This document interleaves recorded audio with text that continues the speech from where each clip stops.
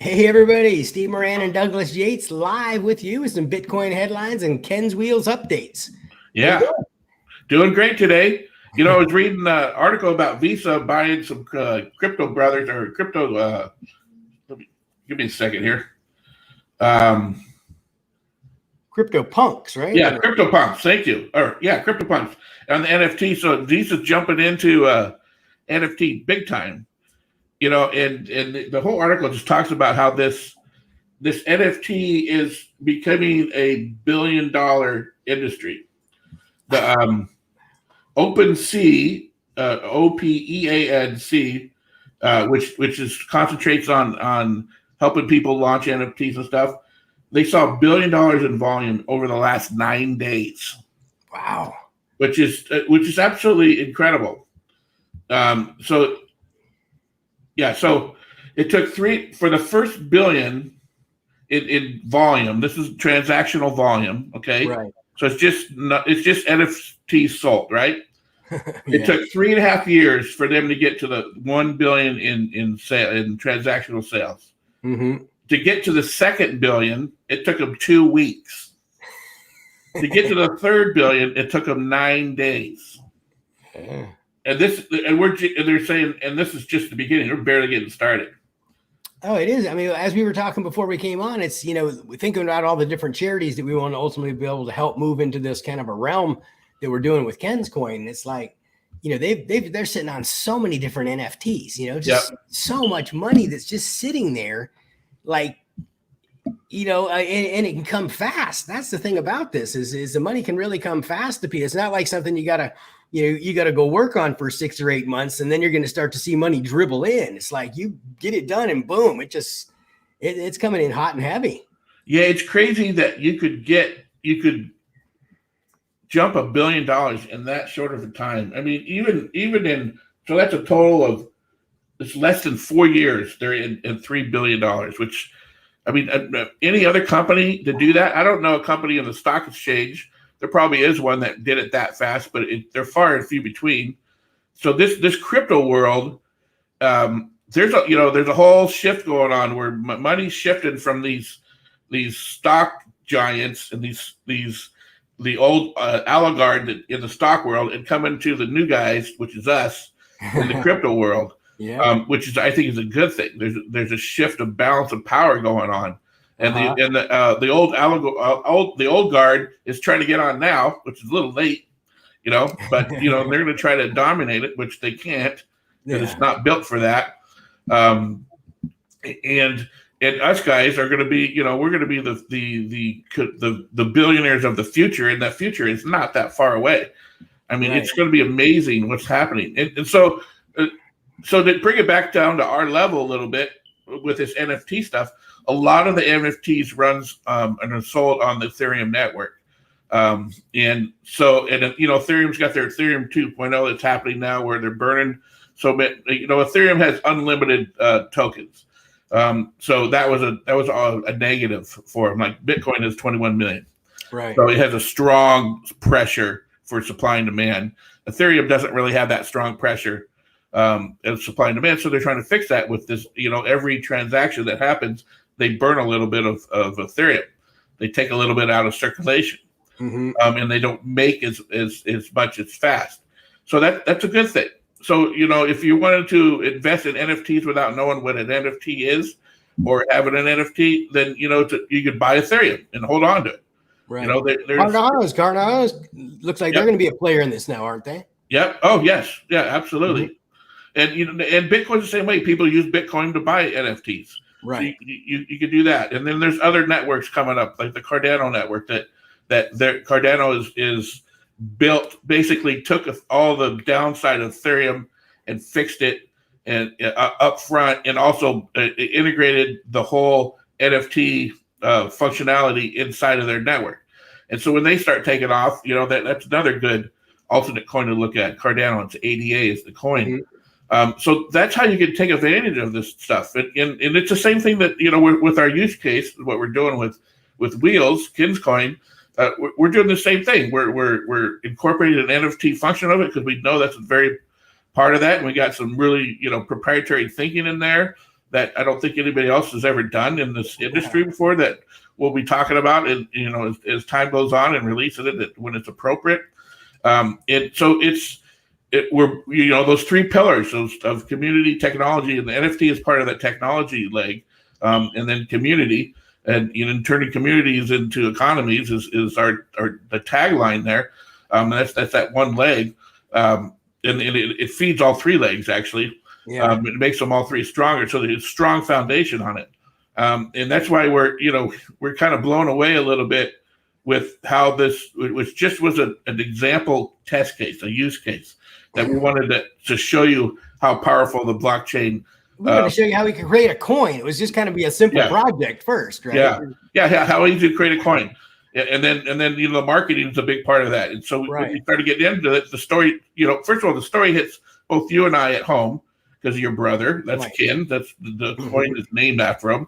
I had, my son has a terminal disease, also cystic fibrosis, which it's getting better and better. They almost have a cure for it right now. A lot to do with the Cystic Fibrosis Foundation. They funded 3 different drug type of research, and one of them took off. And so they don't necessarily raise funds anymore because they made almost $700 million off of that drug being approved and it being sold out there. And so these are stuff that foundations can do that, they did it the right way. They're funding research to actually do a cure. And now my son takes a pill that, basically cures it. And they're still working through the last part of it. But for all intents and purposes, he can live pretty much a long and productive life. When he was born, they were telling us, 8 years old, it's like your brother. Right. I'm not going to live that long. And my son's just turned 27 yesterday. And he's thriving, and he's a great pillar of society and giving back to the world with all his ideas and stuff like that. Right. And so what we're doing is, my point is, it's close to our hearts. Absolutely. So we're passionate about the story, which helps also. And that's kind of part of this educational process is if you're passionate about the subject matter or the technology or the industry that you're in, and it really, and that passion comes through and what you're doing, which is a part of that passion is having an honesty to it, because you've been through it, I've been through it. I won't get into, I have a third kid that we'll talk about that story later. I don't want to talk about it right now, that it's in the same kind of realm. And so it's a huge part of launching something like this. And that's why, Steve, every time it seems like you talk to somebody, they catch on in about 2 minutes, right? Yeah, no, it's amazing. And it's kind of like, we're doing this pre-sale now for the first $150,000 of the Ken's coin. And, it's interesting because we've had a few people in our community that have, reached out to us and that have been watching us and listening to us, and, they want to get involved. And, this is what's important to us. And, for Doug and I belong to the country club, right? I could go out to my country club and I could go raise 150 from a couple of guys, really simply. Okay. But you know what? They're not going to be, when this all happens and all gets excited, or do you think they're going to stand up and be cheering about what we're doing? No, they're just going to pat themselves on the back and make themselves, this or that. It's like, I really want this to be more of a grassroots effort. I want the people, especially the people that have been watching our show, they've been paying attention to what we're doing, they're following what we're doing. Hey, go to kenscoin.io, fill out the form, get on the phone, talk to us, and see how we can all participate and do this, be part of this community together. We've got 10% of the coins set aside for our community, okay, for the people that are going to help us out and help us make this all happen. We have 7% of it set aside for marketing. So once you get involved with Ken's Coin, then you go get so excited, you tell your friends about it. If they get involved, you get 25% of the amount of coins that they bought for free. We're really trying, and we've only set there's only 3% of the coins that have been taken. Okay. We're not doing this because we want to go out and we own 90% of the coins. Okay. We're doing this because we really want to go out and help families that have special needs children. You mentioned that, cystic fibrosis, I think is what I would call a real rare cat, is in the charitable realm, because, unlike most charities, they're sitting on a lot of money now to be able to do things because they have made that. Like we were talking before we got on, I believe that a lot of these charities are not being able to accomplish their goals, because it's hard to raise money these days. I mean, it can cost you 60-70% to have a phone room go out and raise money for you. And that now you're top heavy, your organization, you've got offices, you've got employees, you got all these other kinds of things. And it's like, how much money is actually going back into the research and the things that really need to be done? And I think that's one of the other things that we're going to be able to, once we use Ken's Coin as the model, we're going to be able to show these other charities how to do the same exact thing that we're doing, and be able to raise enough money to where they've got the money out there to where they can actually go out and start making an impact. Because, we're kind of stalled out there right now. There's a lot of these charities that are kind of on a freaking, what's those one little walkways, right? It's like you're kind of like on a thing that's just not really taking you anywhere. Yeah, there hasn't been a refreshing new idea go through that industry in a long time. Right. You sparked something when you're just talking about, with people like almost every sports star, they're usually athletic and also stars like in movies and stuff. They set up their own little private foundations for whatever their, whatever is put on their heart that they want to give back. A lot of people do this. Right. And it's smart in many ways. It's smart for tax wise, plus you're giving back. If you feel grateful, it's a great way to give back. But this example of what we're doing with Ken's Coin is perfect for private foundations. Perfect. Because you could wrap your successes, whether it's in the charitable world or if it's in the business or sports world or artist world or music world, you could wrap these NFTs around it. The way that kind of we have uniquely wrapped it, and leverage that and help propagate to whatever charitable endeavor that you've launched. It's like amazing. Yeah, it is. I mean, if you've got a community, you can take what we're doing and really turn it into an economy. And I think that's and that means, helping everybody in there that really wants to participate can prosper from that economy. And that's powerful, guys. That's powerful. I mean, you don't really so much get that just from being part of a community. Okay. And I think if we can really help take that next step, and then the other thing is, I mean, if we can really help these charities go put some money in their coffers so they can actually start fixing these, let's start fixing all these problems, right? Yeah. Not just buying jobs for people. Okay. Because that's a different way to go about buying jobs. You know what I'm saying? Yeah. Anyway, well, I got an appointment. I got to get my car fixed, but I just wanted to pop out here and give you guys an update of what's going on. Yeah. Also, there's another headline that keeps appearing over and over and over and over and over again with Bitcoin. They're like, within the next 4 weeks, everybody's saying 85,000 is a potential